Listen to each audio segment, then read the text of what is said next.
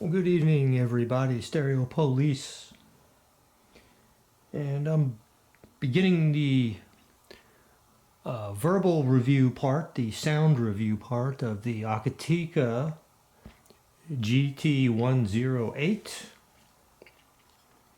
I'm glad you could join me tonight.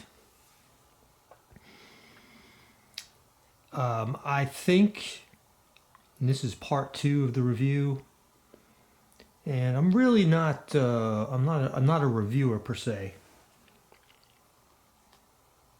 So I don't really know how to approach these reviews. I certainly don't know how to describe sound. In the past, I've attempted to use all the, the traditional words, but they don't really work for me. And the way things sound is really sort of an inherent, almost immutable characteristic of yourself. It's what you prefer. So the best I can do is walk you through what I hear. And then in part 3, I'll give you some listening samples so you can hear for yourself. Actually, I'm going to do a little bit of that right here. Not quite sure how I'm going to approach this. I started this process tonight. I don't have a script. Prefer not to. Things don't work out well for me when I script things. So let's begin. The Akitika GT-108 has been in use and has quite a few hours on it already. And I consider it burned in enough. I don't know what the criteria is for a burn-in. I'm not really a big believer in the burn-in process, or whatever it's called. Just knowing how components, resistors, transistors, capacitors, inductors, active and passive components work.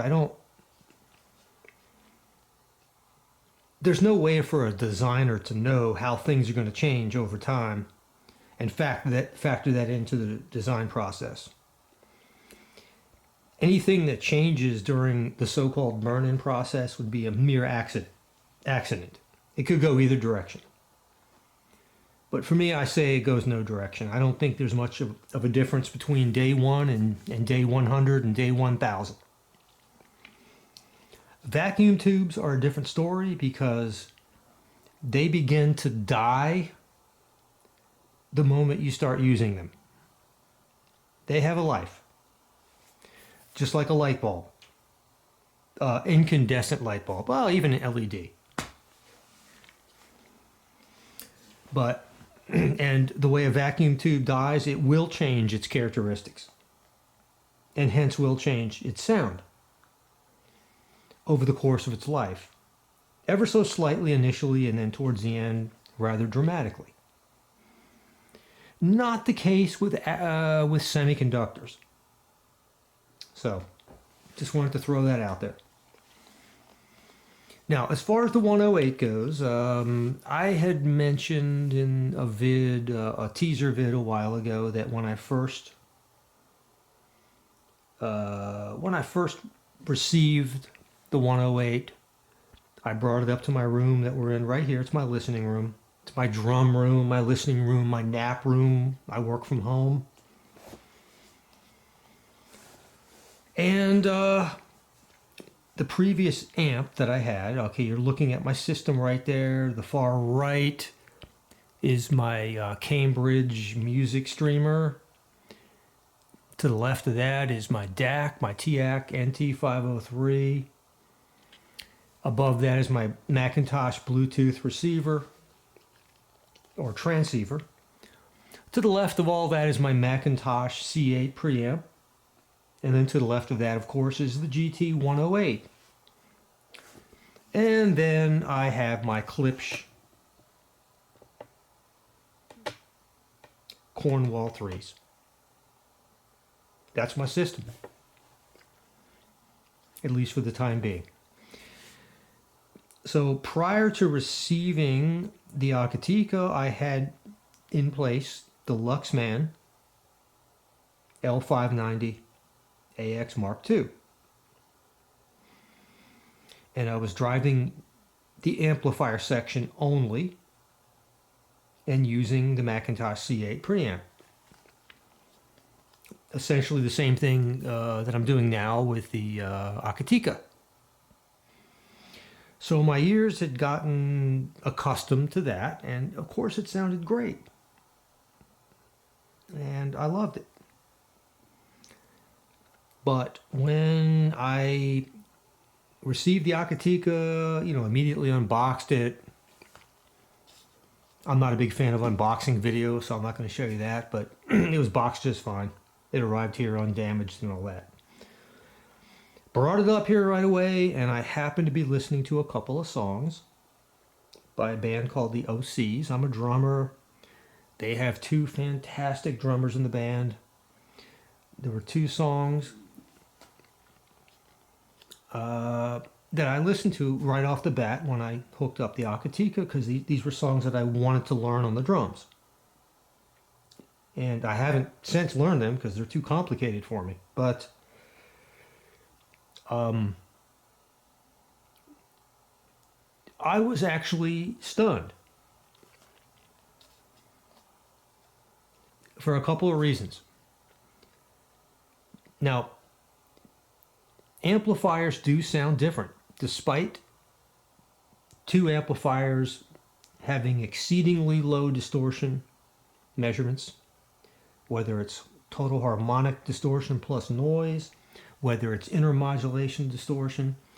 Two amps can have the same very wide bandwidth, exceeding the audio spectrum, the same excellent signal to noise ratio, etc., yet they sound different. I can't explain it. And that's kind of nice in life to have to have things that can't be explained. I like that. And I'll just leave it at that. I can't explain it, but they do sound different. And the Akitika did sound different than the Luxman. And let me digress just for a second. There have been times, and I've had many audio components that have come and gone in my life. And I'm going to remember one specifically. I remember 15 years ago, maybe 20, maybe 15 years ago or so. I was two houses ago, basically. I had purchased a high dollar amplifier by a company called Adcom. I think they're still around. It was a GFA. That was the joke, that every Adcom product started with GF, standing for great effing. And it was a very expensive amplifier. It was a 2-channel stereo amp, big.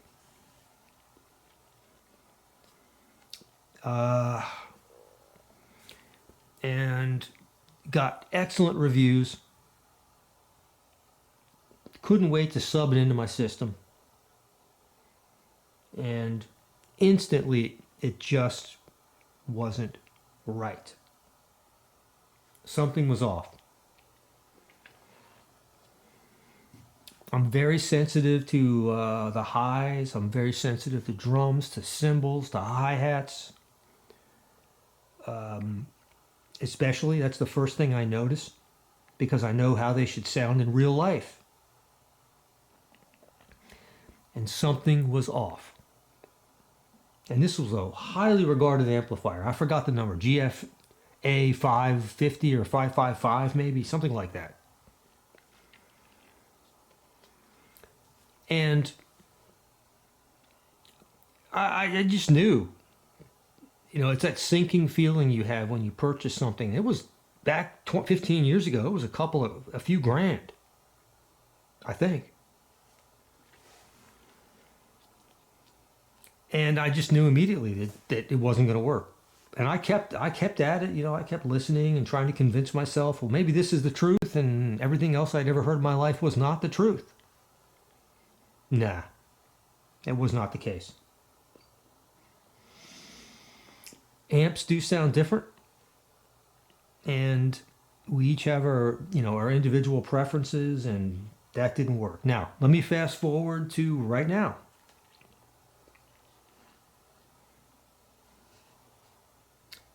The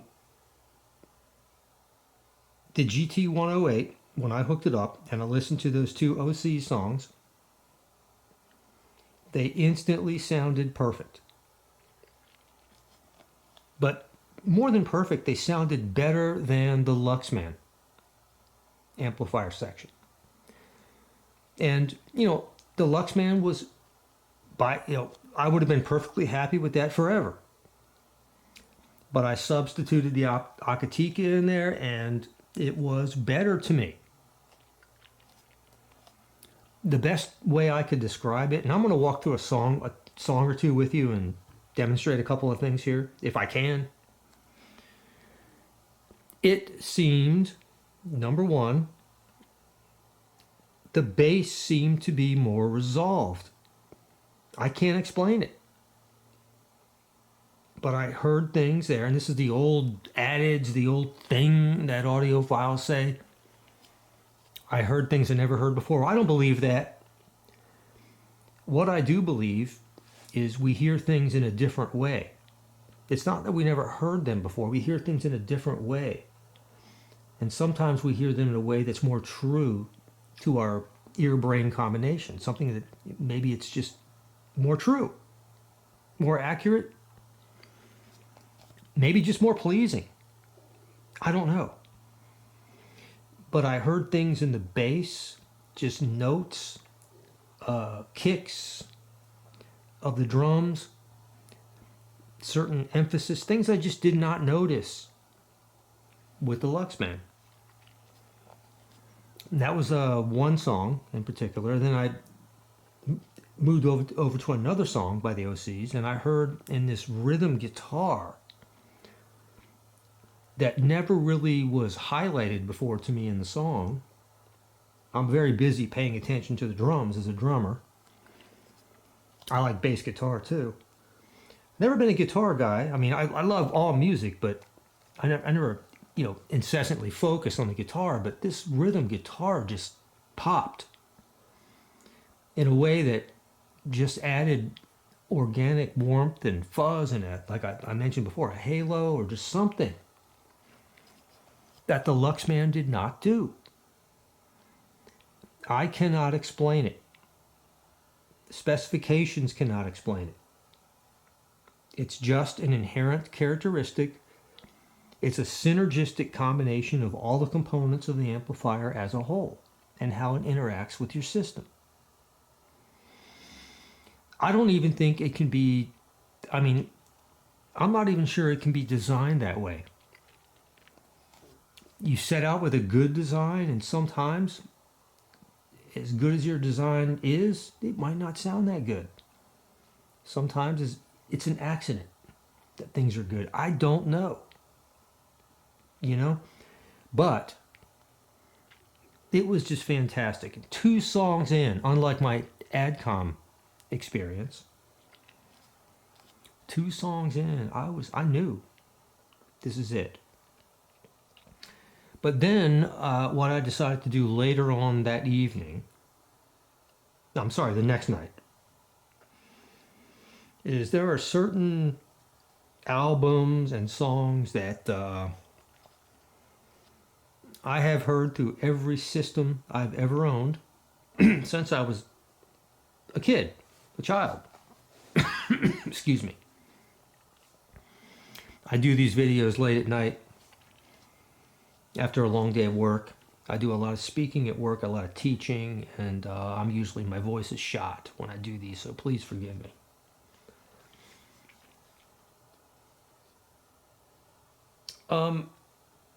And as a drummer, I became a drummer because of Stewart Copeland of the Police.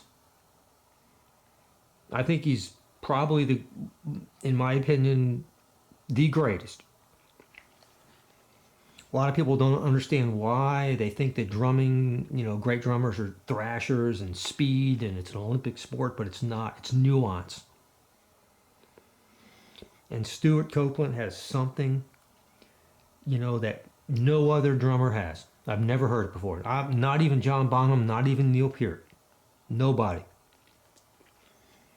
Nobody has what Stewart Copeland has. And that guy, when I picked up my first Police album, which happened to be Regatta de Blanc, I never paid attention to Roxanne when that came out and that stuff. When Regatta de Blanc came out, I was blown away. And then Zenyatta Mandata, another one, blown away.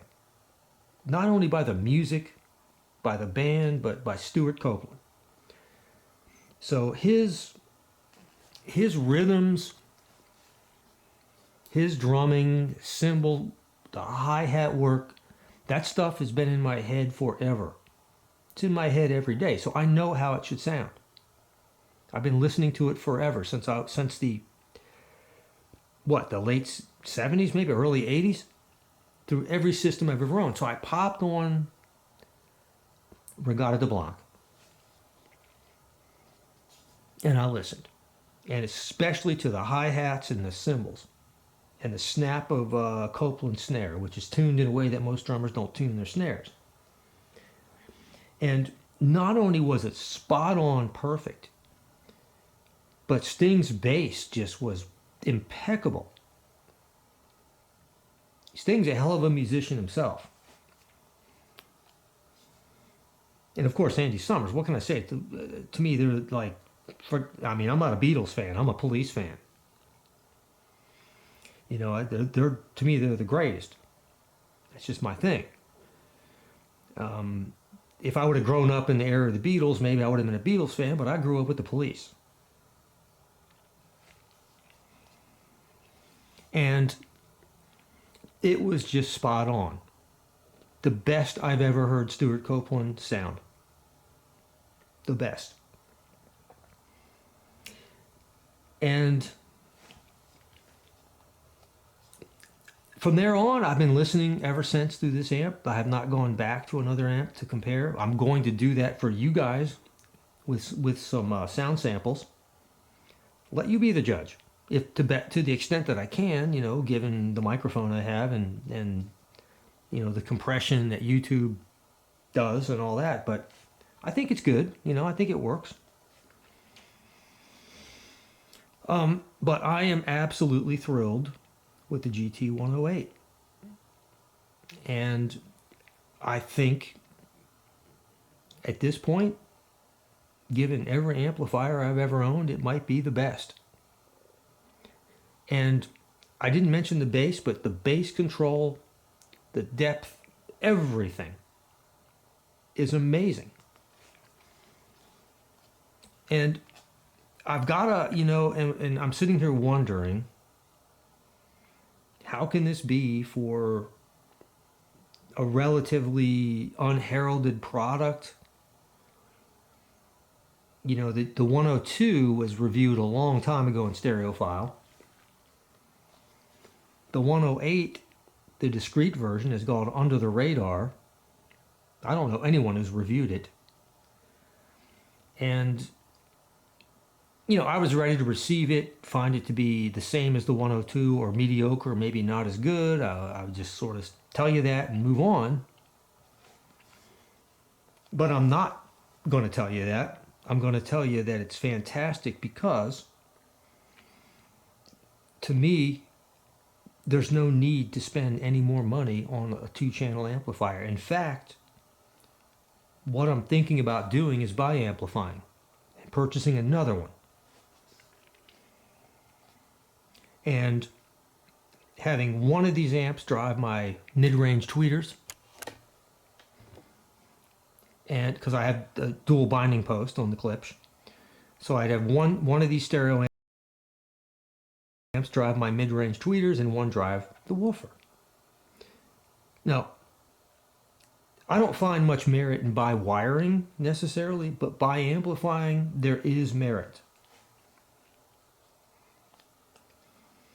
And part of that merit is, especially when you have Class AB amplifiers, with a Class AB amplifier such as the Akitika, you get a portion of a watt, maybe up to 1 watt, maybe a little less, the amp is running in Class A.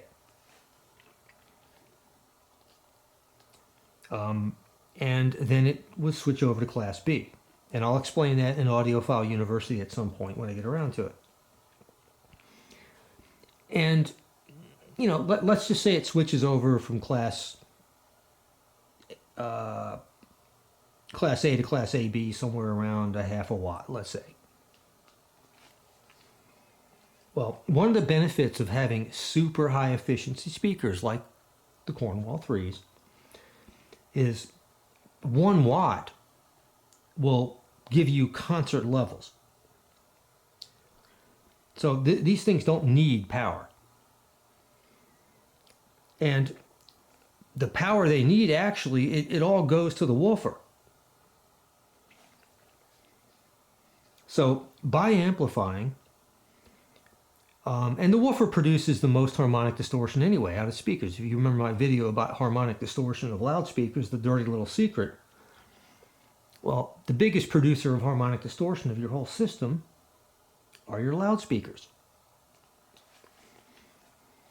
So the benefit of bi-amplifying, and I'm on a tangent here, but there's a point to be made, is that your amp that drives your mid-range and tweeters has to provide such a minuscule amount of power, because it doesn't have to move a big cone and a lot of air, that it will never get into Class AB. It will stay in Class A.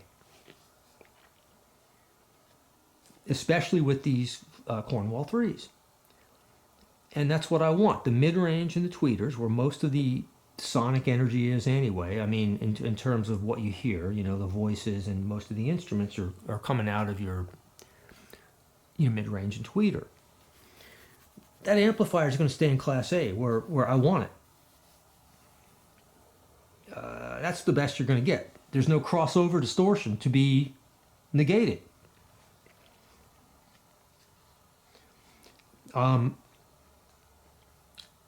Whereas the second amplifier that feeds your woofers, forget about it. So what if it goes into Class AB? It doesn't matter anyway. The woofers are the biggest producer of distortion to start with, and it's irrelevant. Let that amplifier do its job. But that job that it's doing for the woofers, the fact that it has to move into Class AB, and where there's perhaps a little crossover distortion, won't affect the other amp that's driving your mid-range and tweeters. That'll stay well below that half a watt or whatever you need to stay in Class A. Now, why am I saying all this? That's how good this amp is. I'm thinking about buying a second one. Yep. All right. So let's get together and listen to a song. And I'll talk you through it.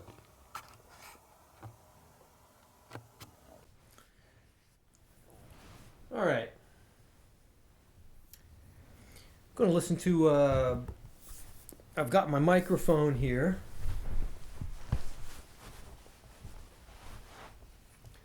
Let me just tell you what we're going to do. I'm going to be using my mic, my Zoom H1N that I typically use to give you the best sound quality possible. Got it set for no, I don't see it on there. It's I don't see my settings, but it's 96 kilohertz, 24-bit.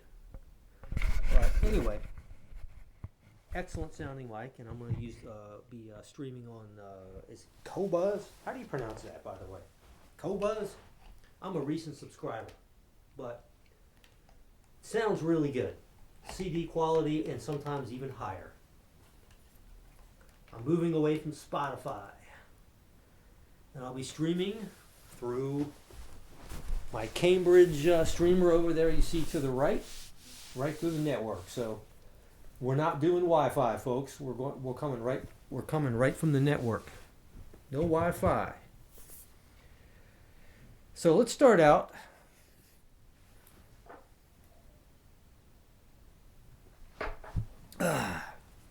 Thanks for joining me, by the way. Glad you're sitting right next to me here. you have any questions, feel free to ask. I'm trying to get you a Police song here, and I want to talk about, oh gosh,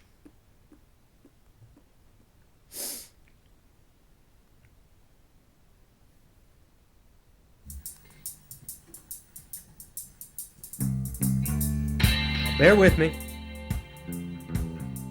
Not the song I want to hear, but a great one, huh?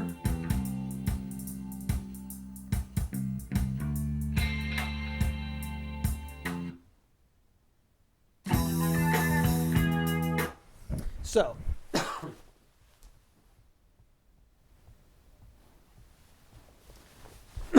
turn that up. Let's listen to a little Stewart Copeland for a second. Let me tell you what I'm talking about.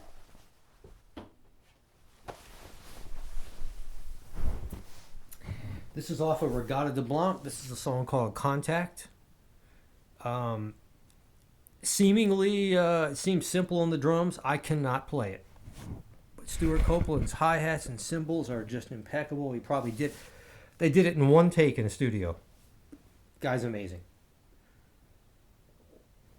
All right.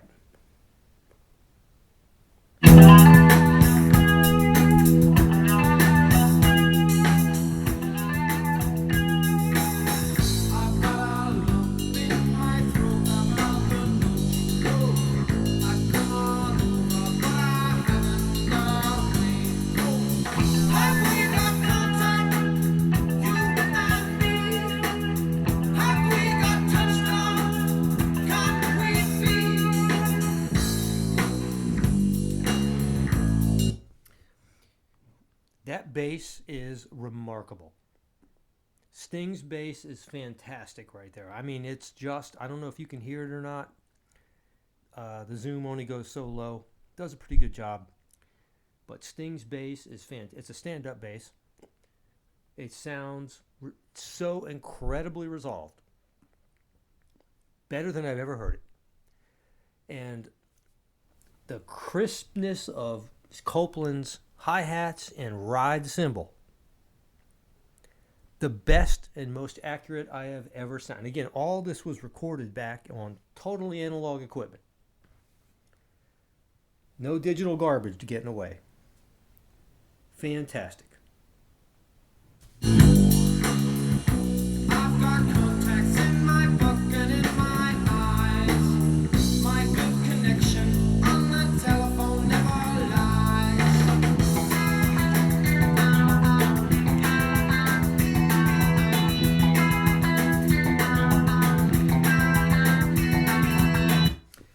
And again, I've heard this through every system I've ever owned.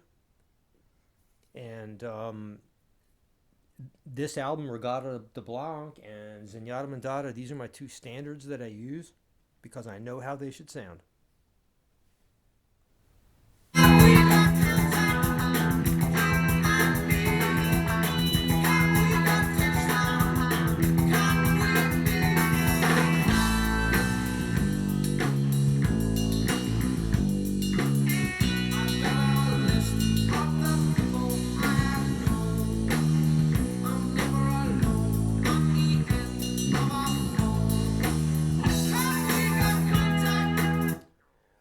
That ride cymbal that Copeland just played sounds about as accurate and as good as I've ever heard it. I mean, wow. And I remember when I had that AdCom, when I bought that. And when I first listened to, I listened to Regatta de Blanc, this album through it. And I remember listening to Copeland cymbals going, oh my God. Something is flat. You know, something is muted.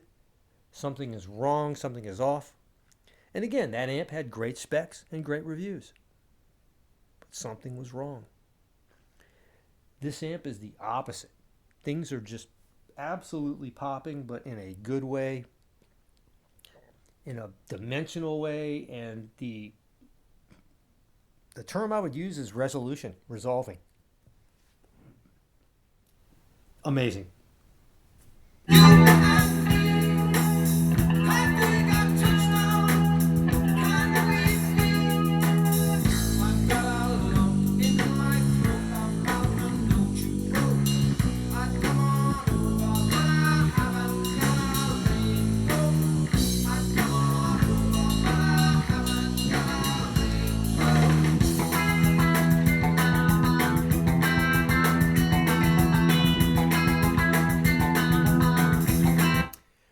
That hi-hat of Copeland is perfect. Sting's bass, perfect. And listen to Summer's guitar right there, the way it pops out.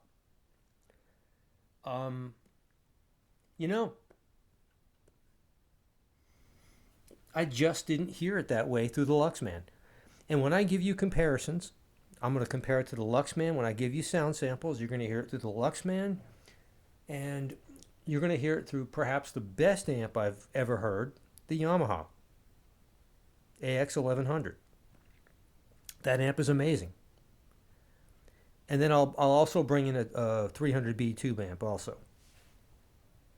Now, enough of Contact. You get the point there. I want to try one other song. Not try, but I want to bring a totally different song in. Totally different style.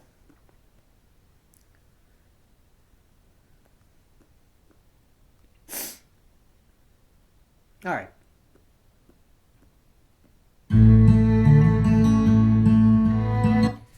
This is Sara Petite. I don't know if it's pronounced Petite or Petite. I absolutely love this album. It's called Rare Bird. Let me put it in front of the. It's not a new record. You know, I go through phases. I like hard rock. I like country. I like all. She's kind of a country. I think she's from San Diego. She does a lot of country, but she's so damn talented. And I love her music. And, you know, I get in different moods where I want to hear different music. And this album, you know, sometimes I just listen to this whole album. And the recording quality is fantastic. So I love this song, and I want to start out by having you just listen to the acoustic guitar, and of course her voice too. She's wonderful, but check out the acoustic guitar, and of course her voice. There's definitely some low bass notes in here. It's not a hard rocker or anything, but this song's got it all in terms of listening.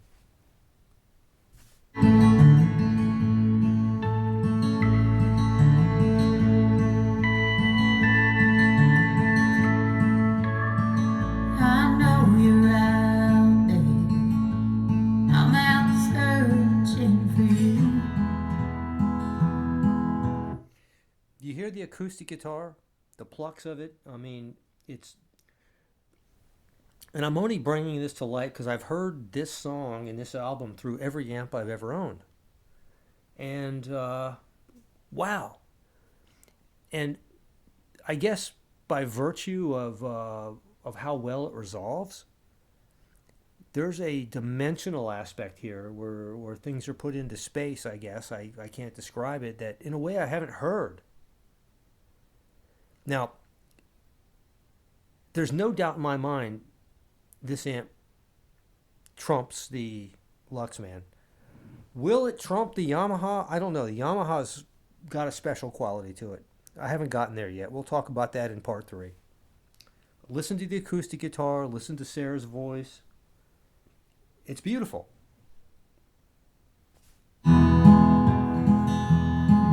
this gypsy jungle highway, I'm searching for you.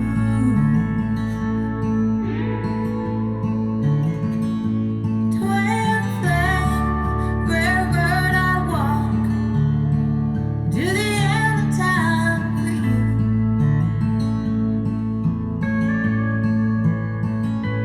I won't stop until I find you, rare bird. Are you searching for me too?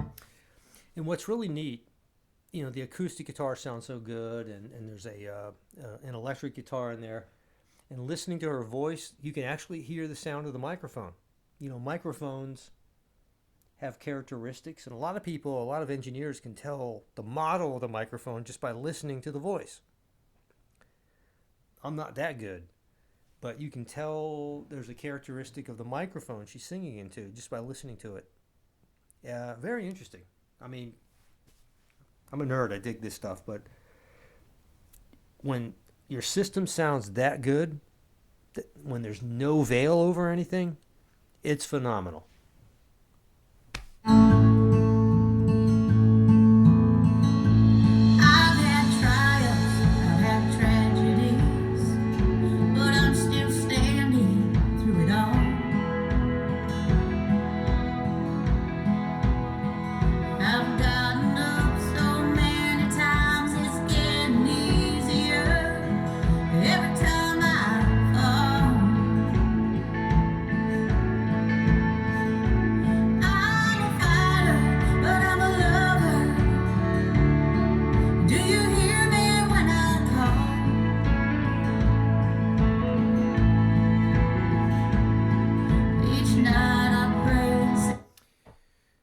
You hear that kick drum? This amp has the ultimate control. It's got a great damping factor, but it's got the ultimate control over that kick drum. That's exactly what it should sound like. If I was sitting in front of that drum set in real life right now, that's what it should sound like.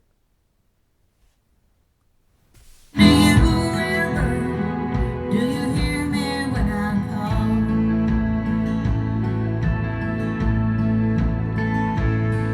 Remember, sometimes I'm flying, sometimes I never leave the ground.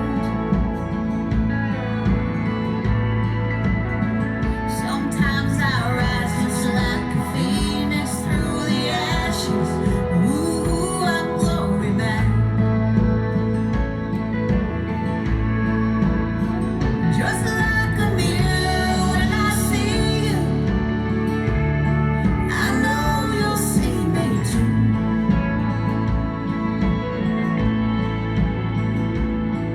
Rare bird, I'm out here flying around. Are you searching for me too?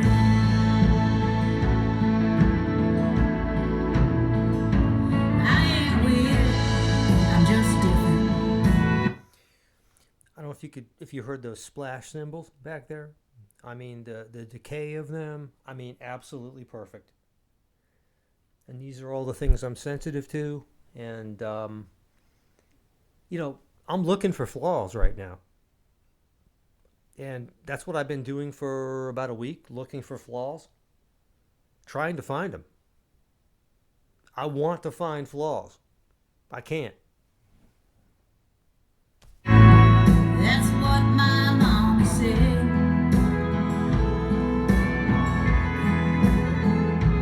Beauty's in the eye of the beholder. It's like a fortune to be read.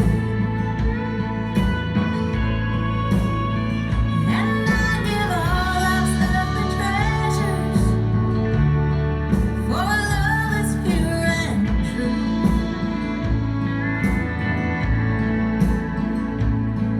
Rare bird, I'm out here flying around. Are you searching? All right, I'm going to wrap this up. You can go back and listen to those little snippets. But I'm going to say this, the essence, the spatial quality, everything is there. And again, my brain was wired to hear sound through the Luxman for weeks. And the Luxman is a fantastic amp. It's a reference amplifier. And I'm going to sum it up by saying the Akitika wins. And it doesn't just win. If it was a football game, it would be 27-7.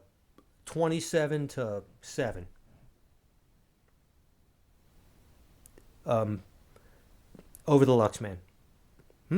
I mean, what can I say? I don't know how the Akitika is going to stack up to the Yamaha or my 300B vacuum tube amp. We'll find out in part 3. But again, I'm just stream of consciousness tonight. It's kind of late in the evening. I wanted to make part 2. And no script here. I think it's quite obvious. Quite obvious I'm an amateur reviewer, but I do things the way I feel like doing them.